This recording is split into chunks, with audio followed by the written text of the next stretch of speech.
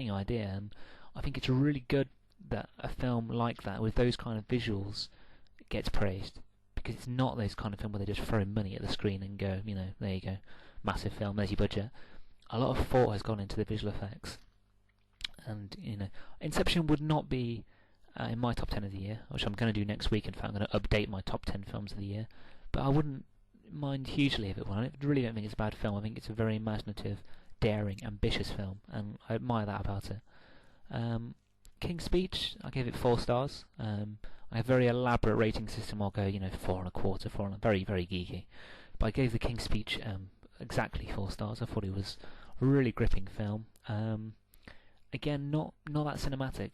The kind of thing I'd watch on TV and finish watching and I'd go, oh, that was a brilliant made-for-TV movie.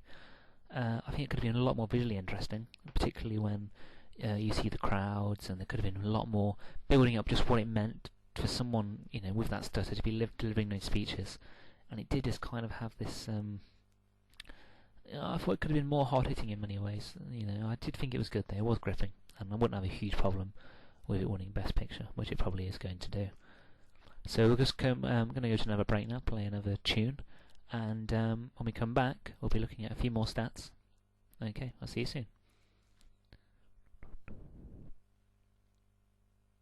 Welcome back to the Goodfellas podcast. So we've looked at the 10 films and the chances they have of winning. I'll just reiterate what I said before. Toy Story 3, 1% chance. Animated film winning Best Picture, not likely. Not bloody likely. The Kids Are Alright, 1% chance. Too quirky. Winter's Bone, 2%. There to make up the numbers. 127 Hours, 3%. Bit of a flop commercially, no director nomination. Inception, 3%. Sci-fi film, big budget, big fantastical ideas, no way. Black Swan, 5%. No screenplay nomination, only 5 nominations, seems unlikely. True Grit, 10%, no editing nomination. The Fighter, 10%. No real recent film award success, although it is a sport drama, maybe slight chance. Social Network, 20%. Incredible early season awards form, looked like it was a shoe-in. Now its momentum is really starting to ground to a halt. And the King's Speech, 45%, as we said, won the 2 big Director and Producer Guild Awards, got Harvey Weinstein leading the film's cause, got his dose of sentimentality, and a John with a good historical record, I think, is going to easily win Best Picture. Okay, so we're now just going to go a few more stats, and then we're going to get on to some news, which should be good. Okay, so we were saying earlier, there's some more stats for you. 8 films which have won both supporting actress categories. Only West Side Story went on to claim Best Picture, so 8 of the 8 films have done that. And The Fighter, of course, which is the favourite to win Best Supporting and Best Supporting Actress. That doesn't favour that film very well. But let's go through some other categories. This year, Best Lead Actress, a lot of people, Natalie Portman seems like a real shoe-in, and deservedly. Her performance is just, it's fantastic. I have no problem with her winning at all. Although this year I'm just so torn, because I remember Jennifer Lawrence in Winter's Bone was absolutely brilliant. Such a mature, for a 20-year-old to capture that kind of torment and inner anguish, I thought was phenomenal. And I thought Annette Bening, just such a human performer, was brilliant in The Kids Are Alright, and Natalie Portman was fantastic as well. I had no problem at all. I think Portman deserves it, but I think if any of those 3 women win, I have no problem at all with either 3 winning. Just tell you who's not going to win. Michelle Williams is definitely not going to win that award, and I've the chance of me eating my words there was 0. There's absolutely no chance. She did not receive a Screen Actors Guild nomination, and that's pretty much, no woman was ever won Best Actress, and lacking one of those, lacking a nomination at that particular ceremony. So we can rule Michelle Williams out. Nicole Kidman just getting no hype at all for her performance. I've yet to see Rabbit Hole. I want to. Big fan of Nicole Kidman, especially when she's working with especially when she's working in more kind of independent, gritty films, like Birth. I think she was just fabulous in.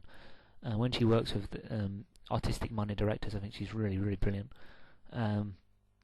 Jennifer Lawrence, I really hope, it'd be great to see someone like that win Best Picture, but I think it's she's a bit. I think they'll realise that she's here to stay for a long time. I'm not gonna. I would never put a bet on, but I've got a feeling Annette Bening is gonna win Best Actress. So I'm just sipping some tea there. Annette Bening's been nominated. This is her 5th career nomination. She's now entering her 50s. Now, lots of actors and actresses win these kind of awards in their 50s and 60s. However, it's it's more of an unknown quantity. Who knows? She's going to go, well, might just quit now, or this would be the perfect time to award Annette Bening. A lot of people think that she deserved the Oscar for her performance in American Beauty. That's when she was the huge favourite, as big a favourite. Picture this: she was as big a favourite then as Natalie Portman is now. And yet on the night there was a huge Hilary Swank, who was a complete unknown at the time. I think she got a ridiculously low amount of money for her Oscar-winning film, and none of the profit either. So in history will show that she was an Academy Award-winning actress who won for a film in which she received about $5,000. That could be huge hyperbole, but it's not a very high amount. It's certainly nowhere near $50,000. She got little to no money in the grand scheme of things. I'd certainly take that sort of money in a heartbeat. But for an actress, an Oscar-winning actress, getting that money was quite funny. So yeah, Annette Bening was a huge favourite that year. A lot of people still think that was a controversial decision, and I just got a feeling she's going to get this kind of sympathy nod. Bening. It's kind of like, you've had 4 nominations. This is your 5th. Let's face it, Natalie Portman's 29. She's probably going to put in she's a very, very talented actress. She's probably going to put in a lot more Oscar-worthy performances, and I've just got a feeling Annette Bening could take this one. And I'm not going to put a bet on, because it could be on a hiding to nothing with that one.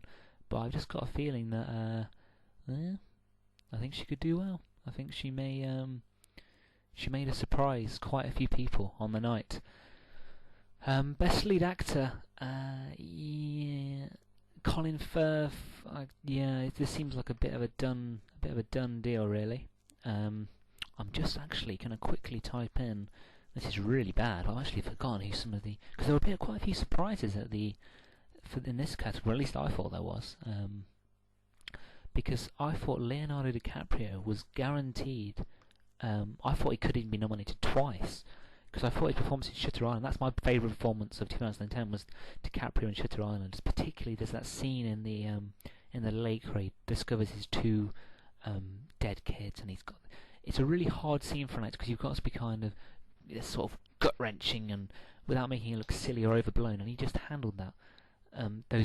Those moments that could quite easily have been overblown in that film, he was stunning at them. He really brought me into that world in Shutter Island. And he was good in Inception. I mean, considering all he had to do was, considering the poor dialogue that was there for him, I thought he did a wonderful job of making his character seem, giving his character a lot of depth. And so I was quite surprised DiCaprio got no. I've got the nominations up now. So I was surprised to see DiCaprio get no real recognition for his performances there. So we have Colin Firth in The King's Speech, Jesse Eisenberg in The Social Network, James Franco in 127 Hours, Javier Bardem, Beautiful, I don't know if I'm pronouncing that right, and Jeff Bridges in True Grit. Jeff Bridges, last year's winner for, what was his film? Was it Crazy Heart? Am I getting the right film here? Oh god, I'm not on form today with my film references. I'm trying to find out if it was Crazy Heart. Let's have a look at this now. Jeff Bridges, The Wonders of Google. Crazy Heart. Not seen this film. Apparently he was sort of like a bit like a Mickey Rourke-esque performance, kind of a down on his luck magician, from what I've heard anyway. Could be wrong about that. I can't see Jeff Bridges defending his Oscar. That happens very, very rarely. The last time that happened was with Tom Hanks, who won for Philadelphia, and the following year with Forrest Gump. I think Spencer Tracy also did it. I can't think of any actresses who've done it, actually. So it could happen.